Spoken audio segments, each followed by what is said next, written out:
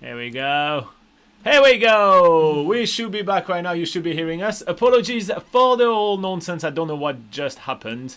But now you should hear us. Anyway, hey guys, welcome to the NZ Travel Show. Today you've got the unique opportunities to ask us all the questions you want about traveling in New Zealand. We kind of are the travel expert behind New Zealand's largest travel guide, and every single week we take a whole hour to answer all your questions about traveling in New Zealand.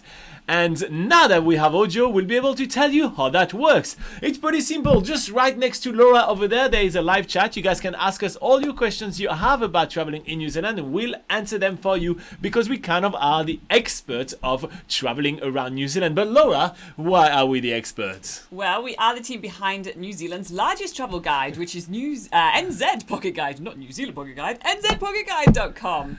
And yeah, we've been doing that for quite a few years now. We also have a YouTube series here on our YouTube channel, which is doing 365 days of 365 activities in New Zealand. So we know a thing or two about traveling this wonderful country. So yeah, ask your questions in the live chat and we will answer. We go through every single question that you guys go through. So yeah. All right, it was a bit of a rocky start. We apologize for that. So good morning, Clay. Sander, good morning. How are you doing? We're doing really good. How about you? We obviously had a couple of technical difficulties, but now it's solved and sorted. So whew, all good. Have you bragged for the whole week about your massive victory during our Patreon live session last week? Anthony Comstock is telling us that we didn't have sound. Adil is saying that the volume was off. Tamo was saying that the volume was off. Penguin Stan, oh god, to love that, say there's no sound. So I appreciate all of you guys actually giving us feedback on that, by the way. It has been a few times where we actually started talking for quite a while and people told us nothing. And then we got a message. But let's start with everything in order. So the first question we received this morning was not on this video, but I decided to add it here. And that was from Ian, the bus driver. What is Ian asking? Ian asked, hello, quick question. Any update on the monkeypox? I've got a smallpox vaccine, but that's when I was a baby. Are we going to need to prove it when we enter New Zealand? Just wondering. Hope all is well. All is well here, for sure. So monkeypox is unlikely to kind of hamper your trip to New Zealand. I know that it has been making the rounds around the news outlets just because, you know, it may be the new COVID, blah, blah. From what I've read, it's highly unlikely to be the new COVID just because, well, it's much less transmissible. It's almost very hard to transmit, actually. So I don't think that is going to be the case just yet. However, things may change and we'll keep you up to date if there is any new requirements when coming to New Zealand. But yeah, at this stage, we don't see it being too much of an issue. I mean, we're counting the cases in our hands, right? So it's not too crazy.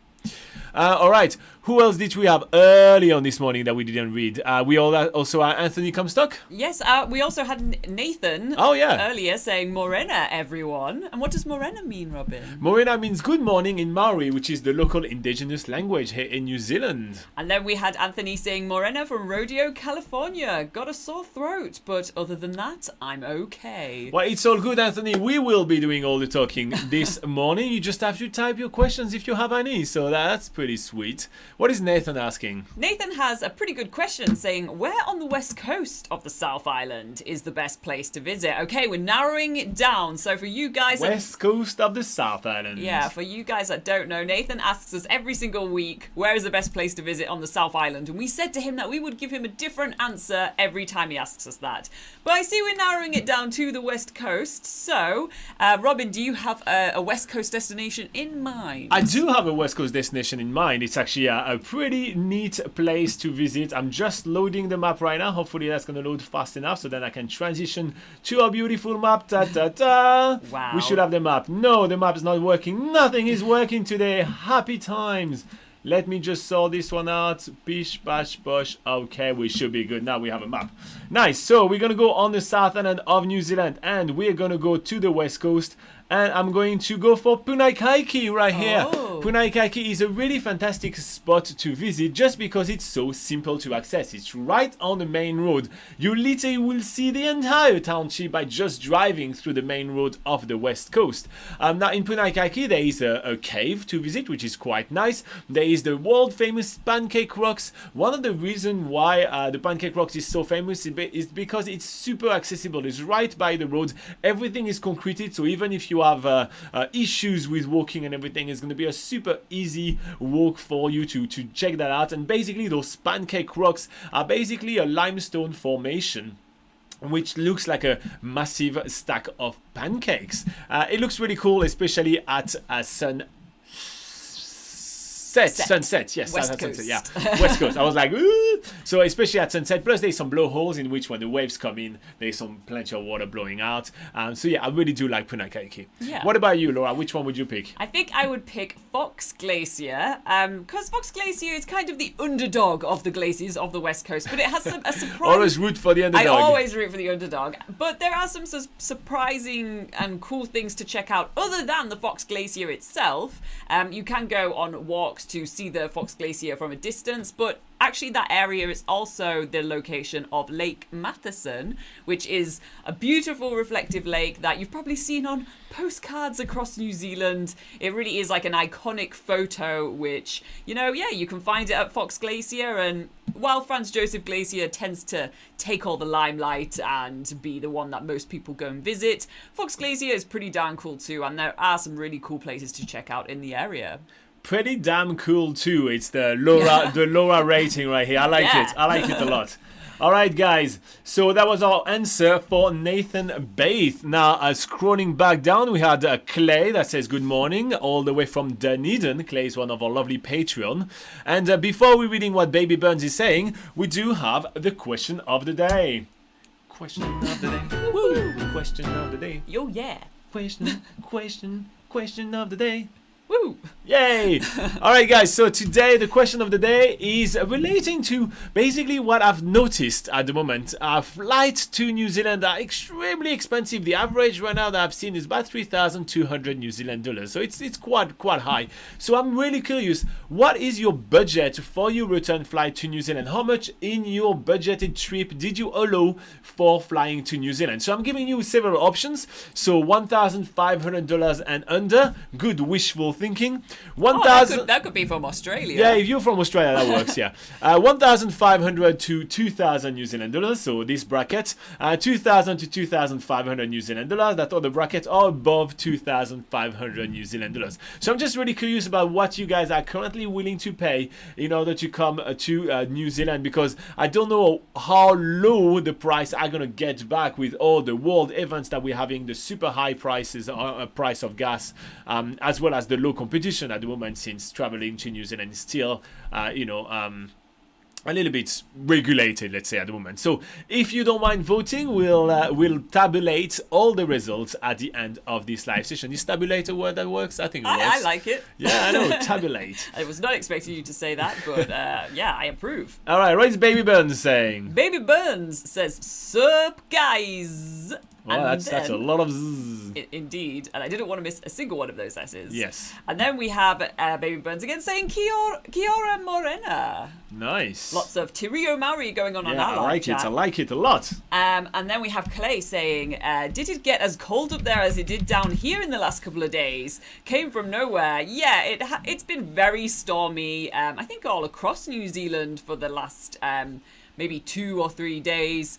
We've had... So when you have like a cold wind that comes from Antarctic, so usually the southerlies are the coldest winds in New Zealand, and yeah, we definitely have felt it the last couple of days. It has been very shivery outside. It's been very wet, very windy, very miserable. Not a good time for hiking at the moment. No, everything is like, all the tracks are like starting to get muddy because because if you get like one day of rain or 2 days of rain, it's fine, right? The water just seeps through the dry earth, and that's fine. But when it continuously rains for like about a week, then it just becomes like slush and muddy and all that thing. So it hasn't been too great to get outside, but luckily we went to do a little bit of filming, in the outside before it started being terrible. So we'll be able to show you some videos, without seeing the dreariness of the current weather on the North Island. But I'm glad to hear that it's as bad for you, Clay. I did this for us. I know it's mean, but I'm glad to hear that I'm not alone suffering through that. Yeah. All right, what is that? Share it. So we've got Anthony saying, I figured about 2,500 per person, but hoping for less. Yes, we're hoping for less too. It's pretty. It is quite high. It is quite high at the moment, but yeah, I feel like it's. I really don't see it coming back to like pre-COVID times when sometimes you could find like even the flight from the UK, you could find some for like $900, like when they had like those big special and everything like that. I don't think we're gonna see that. I know. Long gone are the days. I don't think that's the ever world's a happening complicated again. place now, so. Yeah, for sure. What is Baby Burn saying? Baby Burn says, do you guys have any video of you going to Stewart or Dog Island? Guys. Stewart Island or Steward Island? I guess, let me just double check Stewart Island. But no, basically Dog Island, no. No, we don't have Dog Island. We do have plenty of videos of us in Stewart Island with a T. We really do like Stewart Island. But yeah, while Laura is doing just quickly a quick Google to make sure that she doesn't get the wrong info to you, I'm gonna read what Tamo has to say, and we'll get back to you, Baby Burns, in a second. Speaking of get back, also I have a person, I can't remember who it was because I wrote a question from last week and I didn't write who asked it.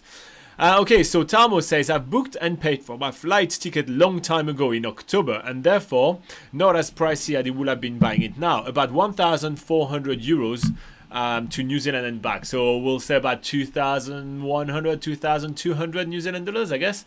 So yeah, you can vote within that bracket. That will be your budget. But yeah, no, definitely much cheaper to actually use your credit from before, for sure. Nathan says, I do like your airport life hacks and things to do on the plane for my trip down to Christchurch. Oh, nice one. Well, obviously, when we did this video, we thought it would be more applicable to people which are taking a long-haul flight, meaning a flight that takes multiple hours and usually international. But yeah, it will work in going to Christchurch. Albeit it's a very, very short flight. So by the time you sit down, you eat your Air New Zealand cookie, you have a quick sip, you're ready to put your seatbelt back on and you're about to land. Like a flight, I know Nathan is in Taupo. Even if you're flying from Auckland down to Christchurch, it's a very, very short flight, so it's going to be in and out, and you won't really have time to do a lot of things to keep you entertained. That's for sure.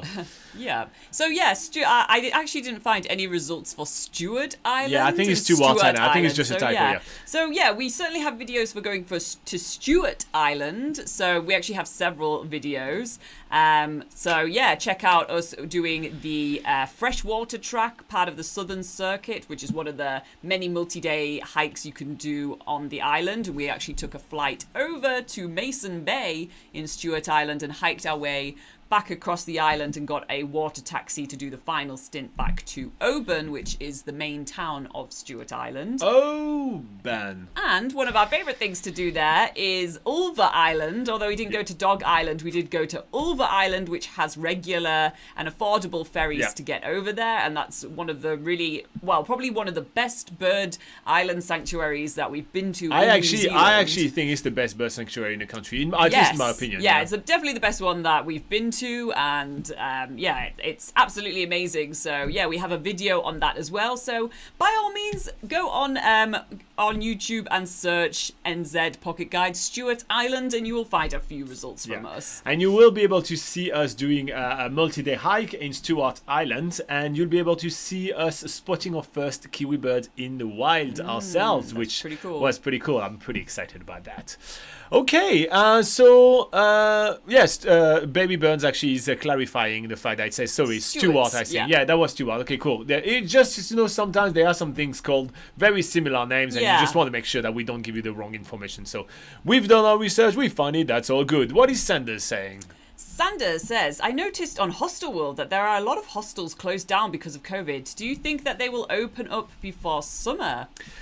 So quite a few of the hostels sadly have went bankrupt, right? And so those hostels are unlikely to come back. For example, and I think you commented when we reported that news, but the Youth Hostel Association, the YHA network, actually has gone bankrupt in New Zealand, and they have sold some of their properties and things like that. So it's unlikely that those ones will come back from bankruptcy. But yes, some of them went in hibernation. Now, will they come back before this coming summer? It's hard to say, right? They're all very, very cash strapped. I think that the offering for budget travel in New Zealand is going to be much more limited now that COVID is over. Just because there were the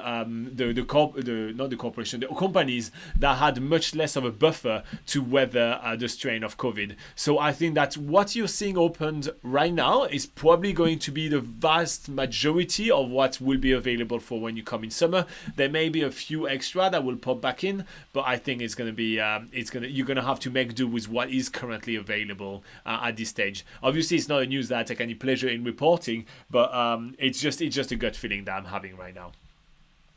Yeah, I agree. Girl.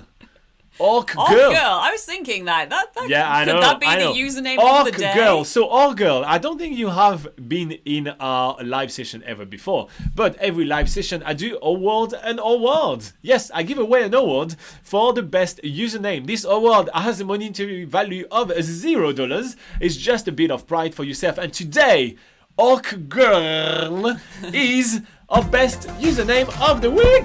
Woohoo! Username of the week. Username of the week. Username of the week. You've got the best username of the week, yeah. Wow. I mean, the prize really is to hear these little tidbits. Exactly. All right. So that's for you, All Girl. Now, what is All Girl having to say? Okay, Odd Girl says, hello, I have a question. What is the budget for living for 1 month in Auckland in 2022 for one person coming to New Zealand for the first time? I mean rent/transport/taxes. All right. So we used to live in Auckland, right? So we'll give you some of our kind of prices that we can come up with, like think about it and everything. But again, we are a travel channel here, so we're not necessarily here to be able to help you with all your daily living in Auckland and settling in Auckland and anything like that. But from what we know about Auckland, so I used to have a very small 2-bedroom apartment in Auckland, and that was about 550 New Zealand dollars per week. So that would be the rent for one of those. You can get some things a little cheaper when you share a household and everything, but it still is quite expensive. Now for your food shopping and everything, calculate about between $75 and $120 per week for your food if you actually mostly eat at home and you don't eat out too much.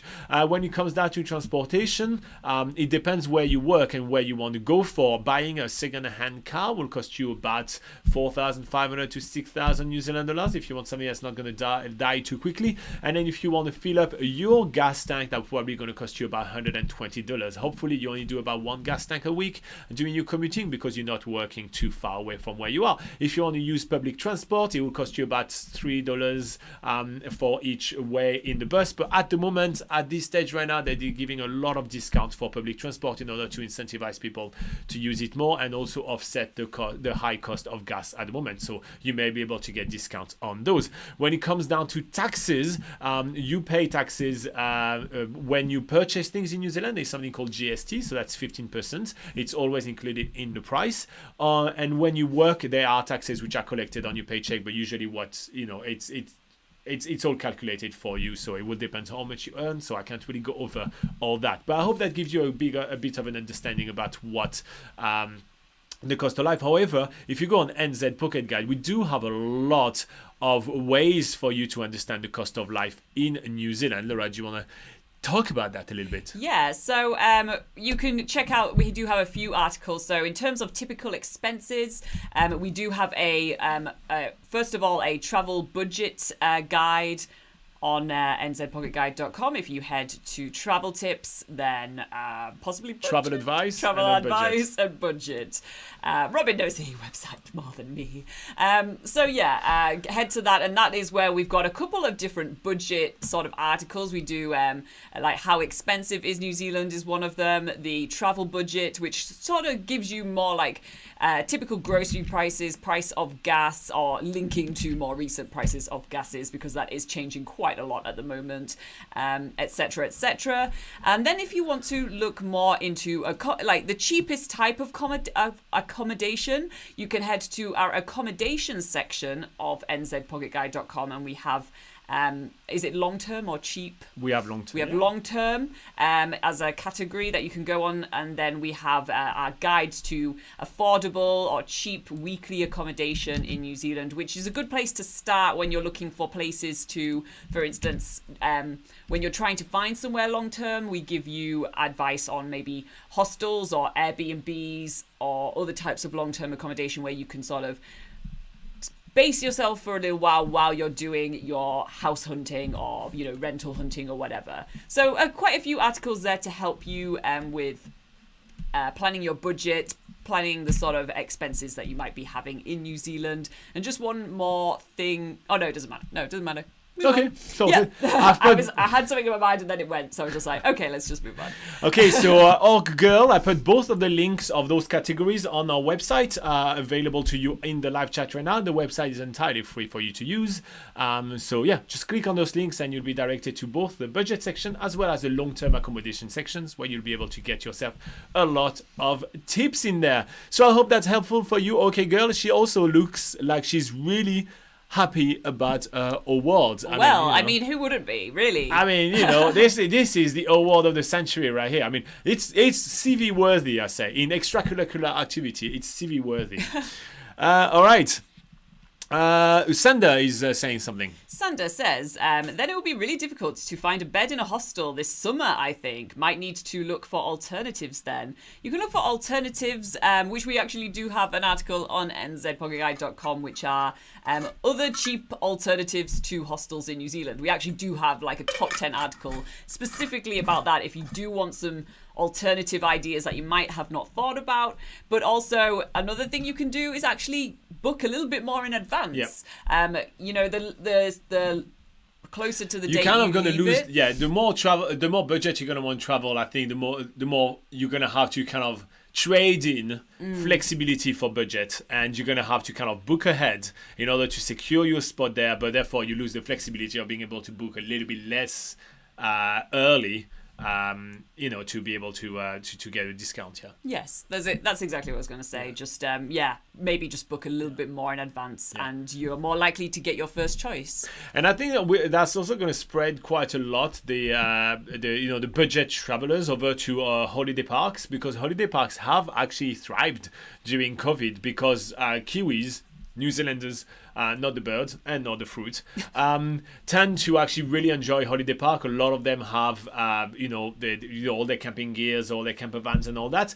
And so a lot of them have used the holiday parks over COVID. And so therefore, all those have actually done really, really well. And in holiday parks, you can get like little units. You can get... There's even backpacker dorms. Yes, there are some dorms. Holiday parks. Some of them have dorms. Some of them have a lot of things. So yeah, I think that... and then you have all the facilities as well over there. So maybe it will actually be quite a boost for holiday parks. I think that holiday parks are looking to be, some of the winners coming out of COVID, which is quite interesting, because the holiday parks were not doing necessarily like the best before COVID. So that's kind of interesting. Yeah, nice observation. Yeah, they will diversify themselves a little bit. Yes. By the way, YouTube is telling me to tell you to hit like. So if you feel like this video is informative and good for you, and you think that YouTube should recommend it to more people, maybe hit the like button. That's a great free way for you to reward all our hard work.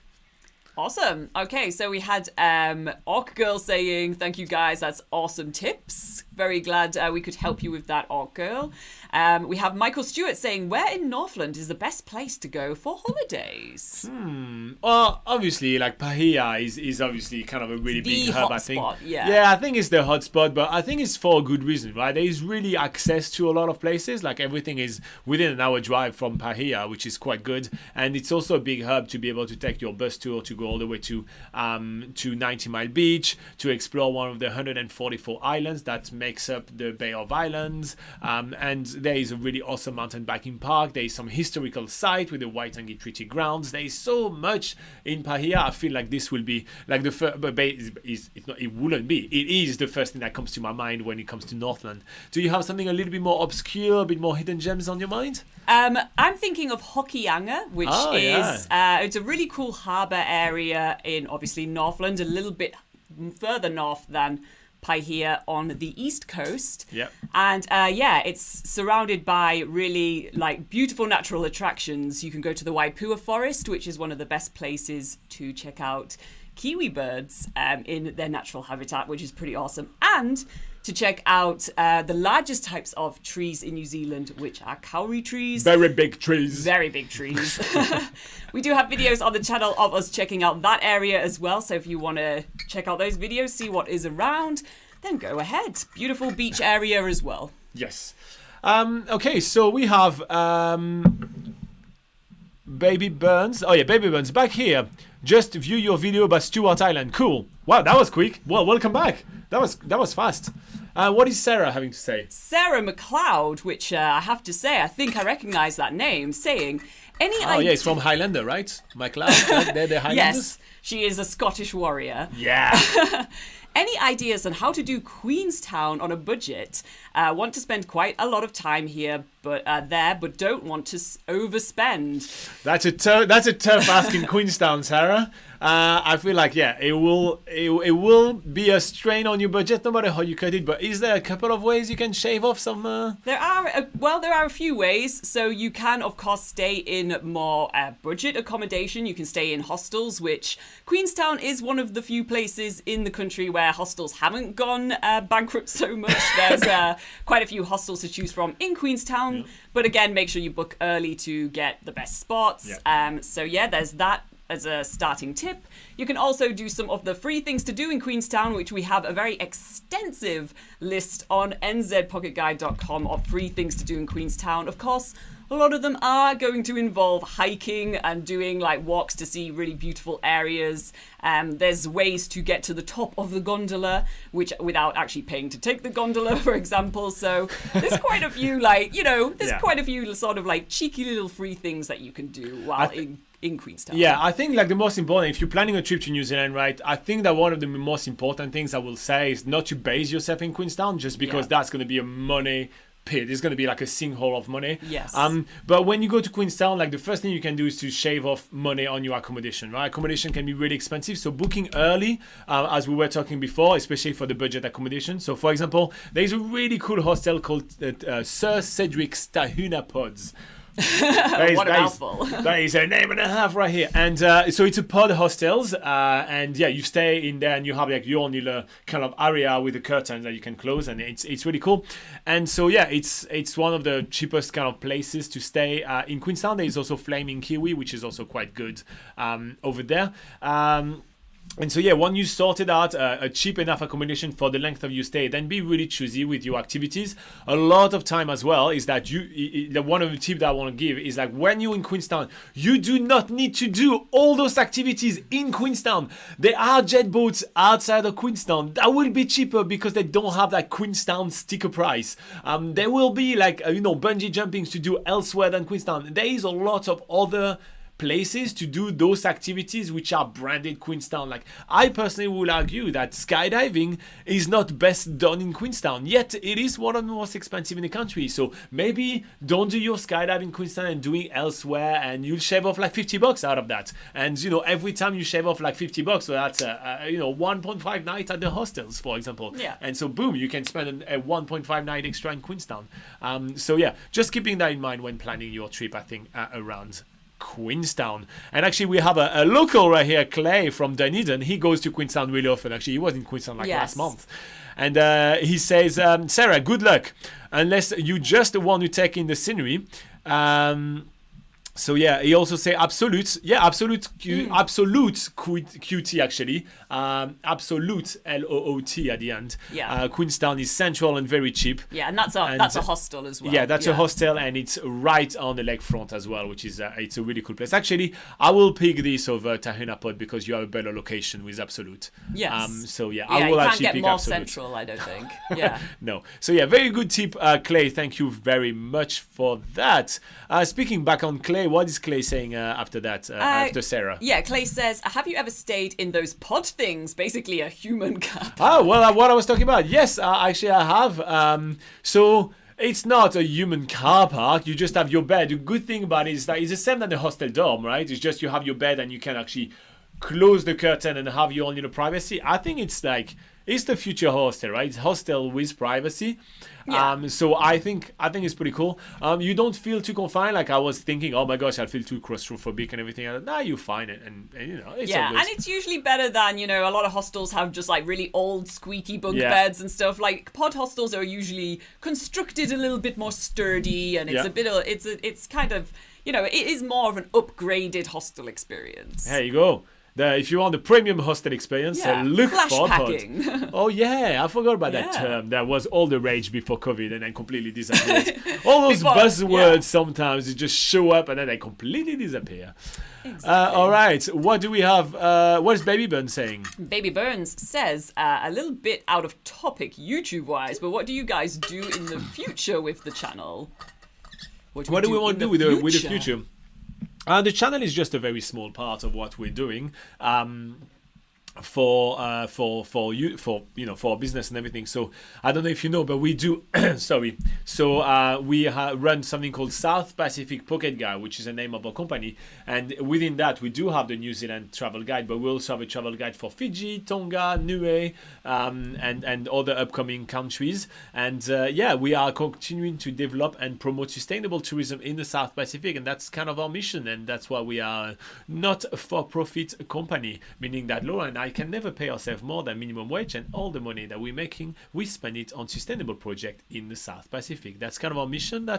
And I think we're going to be doing that for the foreseeable future. Now, when it comes down to video, I do have a fun feature coming up next month. I will announce that during the next live session. There's going to be a month-long red thread of something happening, which is going to be quite fun.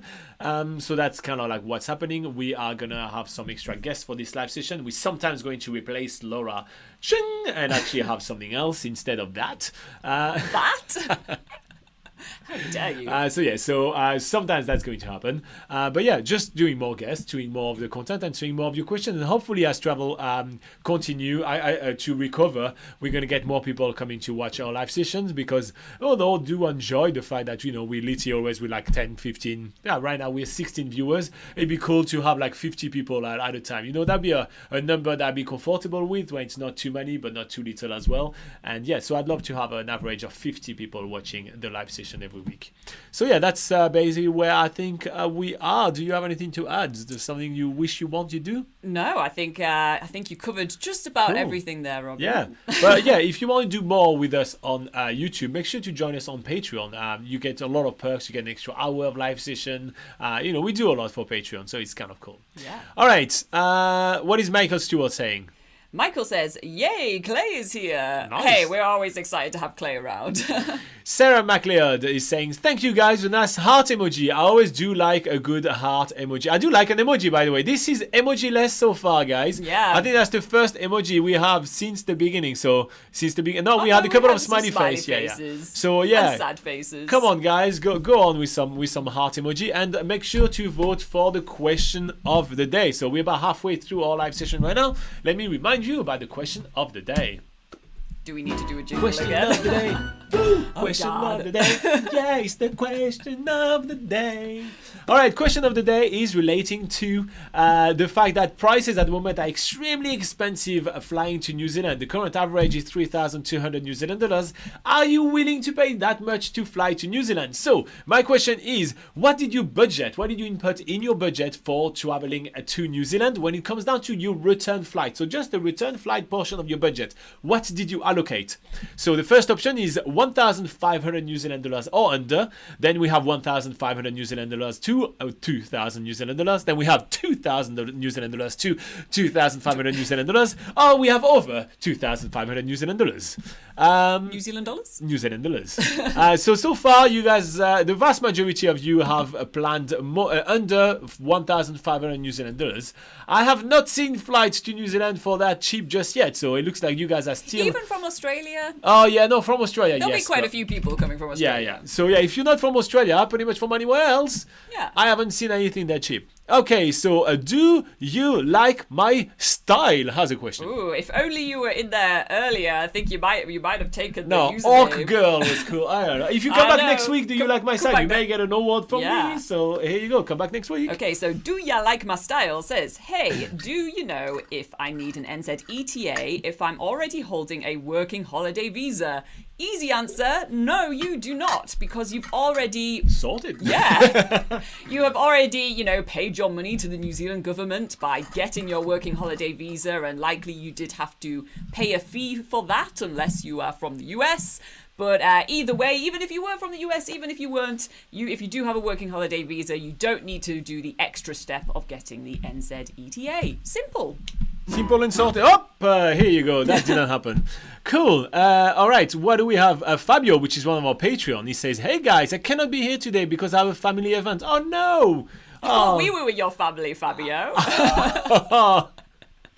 I'm joking. Sort out the guilt trip here. No, you go, Fabio. I mean, we'll let you off for 1 week. And he also adds that currently Australia to New Zealand and return is 2,000 New Zealand dollars at the moment, which is 1,200 euros. That's pretty good, actually. That's a really good deal. I like the fact. That's probably because you're booking quite far in advance as well. All right. Where are we at? Oh yeah, before we read what Clay has to say, I want to tell you about Patreon. If you guys want to join us on the Patreon, that's a way to financially support us for the price of a cup of coffee a month.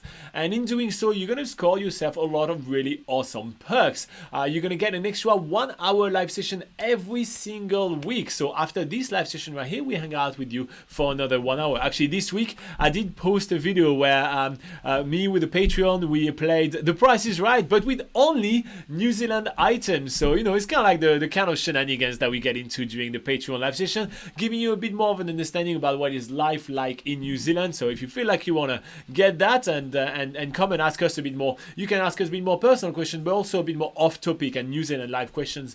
It's a great place to do that. You also get free PDF guides. You get access to a secret Facebook group in which we hang out with you all week long. We really have a lot of posts there, and you can hang out with really cool, like-minded people. We also help you with your trip planning, so you can send us your itinerary, and once we receive your itinerary, we're actually going to add some notes for you. So yeah, here you go. It's a great, awesome place to hang out with us. Anyway, we have awesome supporters such as Fabio, Tamo, Beverly, and Clay, which are our producer level supporters. But we also have the great Joey, Anthony, David, Natasha, Jaro, Hidden Hammock, which has disappeared a little bit lately. Hidden into his hammock. Indeed, yeah, maybe.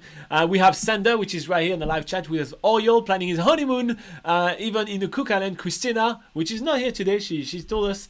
Kat and Pistachio, and the latest is Mark, which is another Kiwi. So here you go. If you want to join this awesome bunch of people, well, there is a link in the description of this video for our Patreon. And yeah, join us today. Join us right now, so you get access to the extra 1 hour, starting literally in about 25 minutes. We have another hour for you. So yeah, do it now. All right, moving back to the live chat. What has been happening? What is Clay saying? We have Clay saying, do you feature travel in New Zealand if you were one of the Richard Bransons of the world? I'm going to win the lotto when I check my ticket today, so I might have to up my game. Oh. I think we can give you a couple of tips if you win the lotto on how to spend your money around New Zealand for sure. Just give us a buzz, mate. Just give us a ring, and I'll tell you what to do with your money. No worries. We have a new tier on Patreon. Oh which yeah, is, we have this the multi-million-dollar tier, which you get to drive us around New Zealand. Why is he working for you? I don't know. I don't know how services work. All right. What is Jaro? Oh, another one of our Patreon. Jaro, that's been a while. What is Jaro having to say? We have Jaro saying, hey, sorry for not being present lately. I've been so busy the last few weekends. I haven't had the time to watch the live sessions. Well, that's okay, Jaro. There's no obligation to be around for every single live session. I know that we do a lot of content here in YouTube, so it is quite impossible to watch everything, but we're just thankful you popped in today, really. So, yeah, thanks for joining us. Yeah. Fabio says the 2,000 New Zealand dollars is for the 1st of August 2022 to the 30th of August 2022. Oh, that's good. I guess I wouldn't know why that would be so cheap. I was about to say I think maybe it's that cheap for August because it's literally just right after the opening and they don't know how many people they're gonna have. Like New Zealand, for instance, has had some issues with very, very empty planes in some locations that have reopened. For example, they reopened flight to the Cook Islands when New Zealand had the bubbles with the Cook Islands, but the flights were really quite empty. And so therefore they really want to put bums in seats, I guess. But I'm not 100% sure actually because that would be after the bigger reopening. But maybe it's just because they want to offset the cooldown and get some people in really quickly. One of the other things that we have noticed as well is that despite the fact that working holiday makers have reopened and are now able to come back into New Zealand, and this was announced in great fanfare. Everybody was like, wow, working holiday makers are back and everything. There's only a few hundreds that have come out of the thousands and thousands of slots which have been allocated. So a lot of people got their visa approved, but they're not planning on coming anytime soon, and they're going to come much later. And so New Zealand is still looking for staff and still struggling with staff shortage in selected areas where they were hoping the working holiday makers will plug the gap. So I think that they're still trying to re-understand a little bit how everything is going to work post-COVID and how quickly things are going to recover, because taking a working holiday in New Zealand is a very, very different endeavor than actually just coming for a 2 weeks holiday. It's quite different. So I'm not 100% sure how why the prices are like that, but I think there's going to be a lot of like uneven stuff, where 1 week you're going to get a flight for like $2,000, but the next week is going to be $5,000 just because they're trying to figure things out and see how much they can charge people to make some money and everything. So yeah. All right, Clay is laughing at you want him to pay you millions to drive you around. This is how things work in Laura's mind. Try to live with her all week long. You only have her for like an hour a week, right? I have that all week long. This is normal for her. Very unreasonable demands all the time. All right, Adil, what is Adil saying? Adil says, what is the average price of a cup of coffee in New Zealand? You can get it for as cheap as $4 if you get a terrible one from McDonald's, or about like $6-7 if you want something large in a coffee shop. So yeah, it's I'd say within that range. The average is about $5. Yeah. But if you're getting like so I mean if you're getting a small coffee, and it's usually about like $4, 70 something, 90 something, $5, and like Robin says, could be up to $7. So not super cheap. And just to clarify, the way Laura sees the world, it's you paying $5 to get a coffee, not them paying you $5 to drink the coffee they made you. Just making it clear. Yeah. Ooh, sass today, sass. Wow, too much sass. All right, what is Fabio saying? Fabio says Austrian taxes might be the reason. I don't know. Yeah. To be fair, I haven't looked it up for New Zealand dollars. I have only looked it up for euros. Yeah. Clay says, how much are location beacons, and are they worth it to buy or best to hire? Interesting. I was looking for location beacons actually. Literally, yes. On Friday, I was looking for location beacon for Laura and I actually, so that's quite cool. So I looked at the New Zealand prices and I kind of gave up on it, like straight up, because the one I wanted were like all of them were over 800 New Zealand dollars, and I was like, damn! But I found similar ones for about $200 to $250 on Amazon, so that's more where I was looking at. But I haven't pulled the trigger to buy one of those just yet, so I can keep you posted on the Facebook group if you want as I progress with this. It probably will take me quite a few months, if not a year, in order to buy one and do all the research, because I'm taking this one very seriously because it's your life, right? So yeah. But when you want to hire them, though, they're about $50 a day, so I think it's really outrageous, because I looked into hiring. I think it's really outrageous because you can buy, like basically if you use it like 10 times, you already paid for it. So yeah, And are they something that's easy to resell after if you end up not needing it, for instance? Yeah, I don't see that would be too much of a problem. I mean, the registration can be redone, I guess. So yeah, no, I think you absolutely can do that. So I guess that gives you a bit more options there. That'd be my gut feeling for that on clay. Don't hire it, buy one, but yeah. And you kind of like a lot of them come with like subscription stuff, so you can not pay for the subscription if you don't do things for quite a while and then do it again and those kind of things. So no, but I'll do some more research. I'll share my research when I'm done, because that's one of the things as well. I was a bit iffy about one on Amazon to not use it in the US but use it elsewhere. But obviously, most of the location beacon, they kind of things, for sailors and everything, so it should work worldwide. So I'm just keep on doing the research, the different networks and everything like that. Because there is also, I don't know if you know that, but there is different satellite networks. It's not like you don't just connect to one random satellite or this and that. There is a lot of different satellite networks. The same thing with satellite phone. I was looking into satellite phones.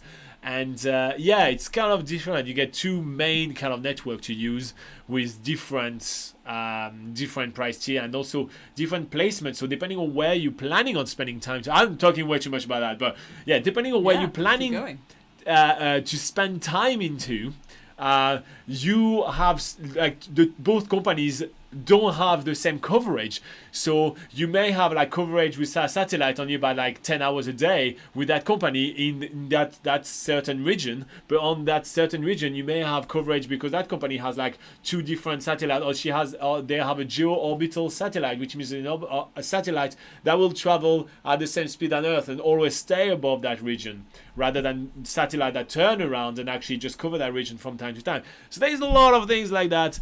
So you can check depending on which region you want to spend time in and do that. So yeah, I can share with you when I've done the research, because it is a headache and I don't wish it on anyone. Maybe I should actually write an article on NZ Pocket. Maybe I should do a video about that and write an article and share my research. We'll see, I'll decide later, because all of that is a lot of work, believe it or not. Yeah, it sounds like it. Okay, so we have Hakim Hamor saying, work visa, what's the best strategy to get job from overseas? Well, because on this channel we focus more on traveling to New Zealand rather than, migrating to New Zealand, we can't really give you a best strategy on finding a job overseas, because actually the advice we usually give to people is finding a job once you're in New Zealand. So I'm sorry, Hakim, we probably aren't the best people to ask about finding jobs from overseas in New Zealand, unfortunately. Anything else to add? The best, number one tips to find a job in New Zealand is to actually come in New Zealand and actually look for a job. So apply for your work visa, do the whole shenanigans now, then come in, because an employer is highly unlikely to hire you if you don't have a path to come to New Zealand. Nathan says, what is the normal drink you have while working on the website? Interesting. Vodka. What about you? It's the only way to get through the day. My favourite drink to have while working on the website is coffee. I need it to power me through the day. Yeah. But I just have 1 cup of coffee per day. Robin has his 1 hot cocoa per day. Yes, there is a ceremonial presentation of the hot cocoa during the live session, during the Patreon live session. Yes. After this, I start the live session. Laura shows up with hot drinks, and there is a ceremonial presentation of the hot cocoa that happens all the time. Yes. Aside from that, we do drink a lot of water. We do drink a lot of water. But yeah, so it's I'd also have 1 hot drink a day. Don't want to be too addictive. No. Yeah. Okay, so we have Jarrow saying you can find flights from France to New Zealand for 1,300 New Zealand dollars. Is it a return flight, Jarrow? That must be one way. Yeah, that's pretty good. Fabio says the best way is having a very unique graduation/degree in a green energy sector. That is actually very true. We do one. We're actually seeing her on Friday. Yeah, one person that we know that did make that move to New Zealand is that they were overseas and were very, very, very highly skilled in the green energy sector, and that way she was hired from overseas. But that is, pretty rare instances. It's not going to be the advice that we give to everyone, because I don't assume everyone has, a top-level degree in the green What I'm energy even sector. going to add to that is that it's not just that she had this degree and she was that. She has a few more years on us. She's also very experienced with company, and she had a really successful career as well. So I think that played even a bigger part. Yeah, so, I mean, have some massive skills, massive life experience behind you, and you'll be sweet. Okay, Clay says that would be good to share. Yeah, so as I said, it's going to take me quite a while because I'm doing a lot of research. I'm taking this seriously. So if you are more pressed and everything, I can share my findings as I find them. But otherwise, I can do something about it. I can do like share like a post or something like that about that. It will take me at least 6 months to figure all of those things out. And also to get enough Amazon vouchers to be able to afford it because damn, it's expensive. What is Clay saying? Well, Clay continues with talking about the location beacon, and then our company would fill all that said paperwork for you and come work here. The trades are desperate. Yeah. So there is some areas of shortage in New Zealand that really kind of like want some staff and actually will actually assist and everything, but still it is quite a longer process, and usually you do need to have the specific skills that they want.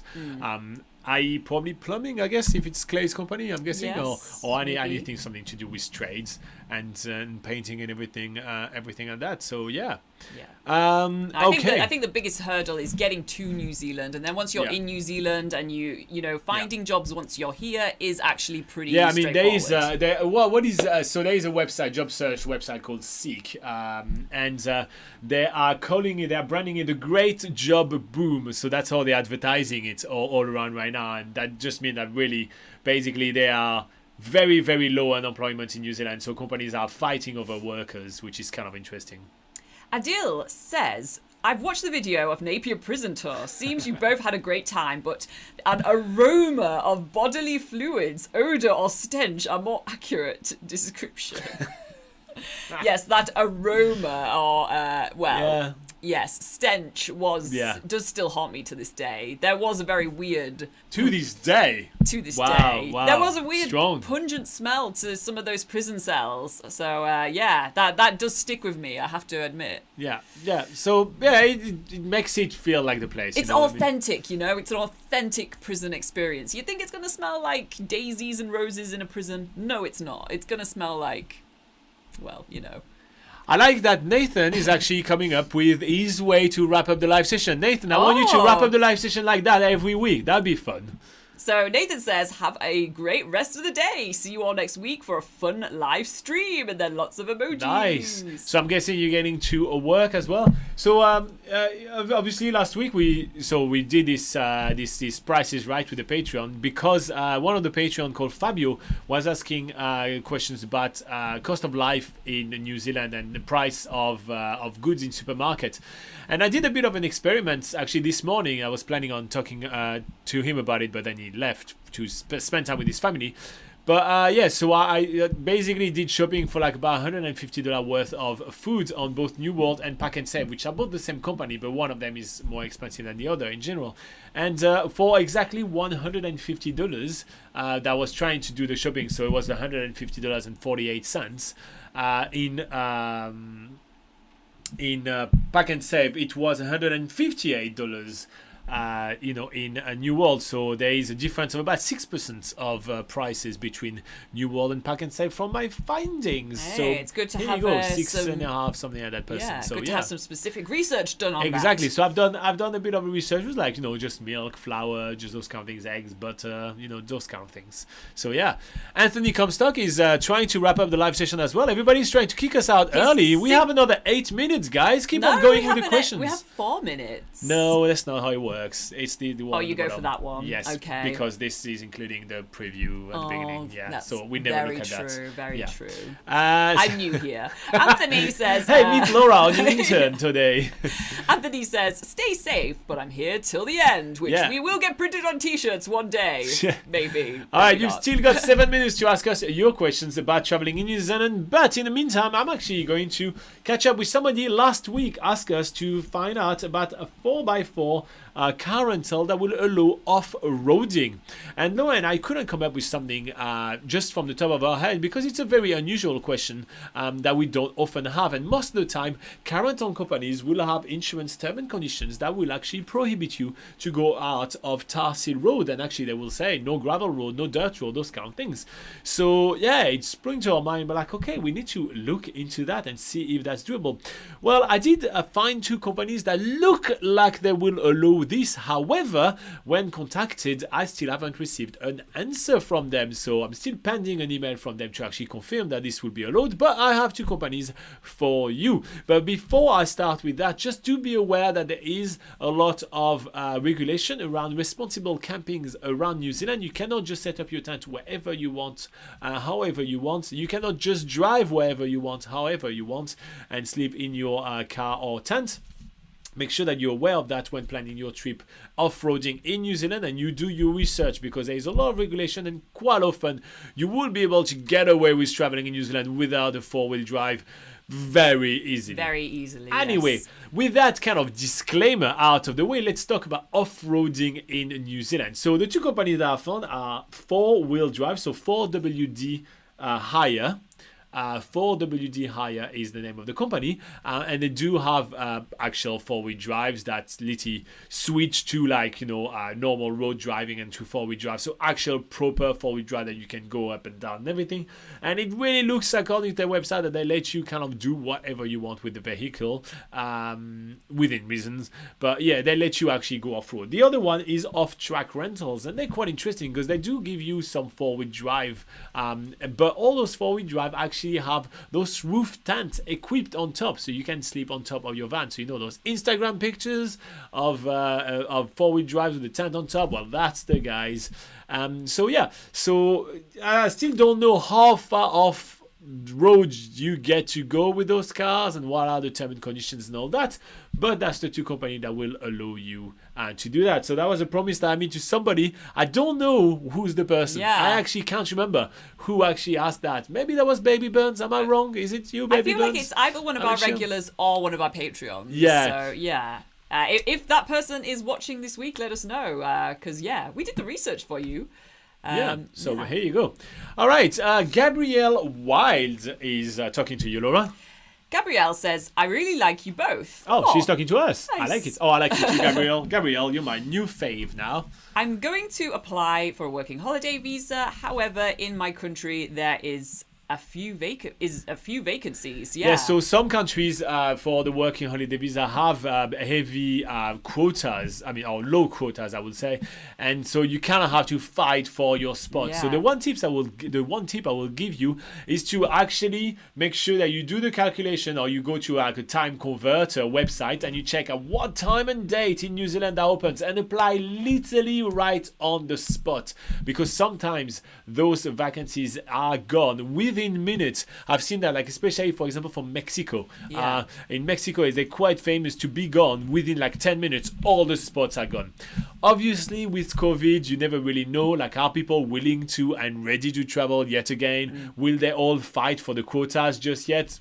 I don't really know. As I mentioned before, there is already kind of numbers coming out from the New Zealand government showing that we have very little amount of working holiday makers which actually are coming into New Zealand right now, despite the fact that most of them are reopened now. Just make sure that you do your research, you know when it's reopening, and you apply right on time, because like that you can secure your spot into New Zealand. Yeah, and you can also prepare for when the quota opens. Take a look on NZPocketGuide.com. Check out the working holiday visa section, and we do have tips on what sort of information the applications for the working holiday visa requires. That way you can make sure you have all that information prepared, you have everything at your fingertips when the quota opens, so that you can fill up the application as soon as possible. So yeah, Robin's brought up the website right now and showing you the working holiday visa section. Cool. So yeah, take a look at that. Yeah, you have a link for you in the live chat right now, so you can click on it, Gabriella. And she says, thank you, Gabrielle, I will do sorry. it exactly. Nice. All right, so I'm officially closing the poll. The question of the day. Yeah. Question of the day. Woo! Question of the day. That's me singing, and that's why people are leaving. Yeah, question of the day. This is why nobody's watching this show. Yeah. All right. So we have closed the poll of the day. The question today was, how much did you budget for your return flight to New Zealand? 53% of you have budget 1,500 New Zealand dollars or under. 26% of you are between 1,000 New Zealand dollars and 2,000 New Zealand dollars. So you guys are willing to pay a little bit more. And then only 11% of you are between 2,000 and 2,500 New Zealand dollars. And 7% of you are willing to pay more than 2,500 New Zealand dollars. So what it looks like, it definitely looks like that flights to New Zealand need to come down a little bit in prices in order to get the masses of tourists coming back into the country. But that's okay. It will happen at some point. It's bound to happen, doesn't it? So yeah.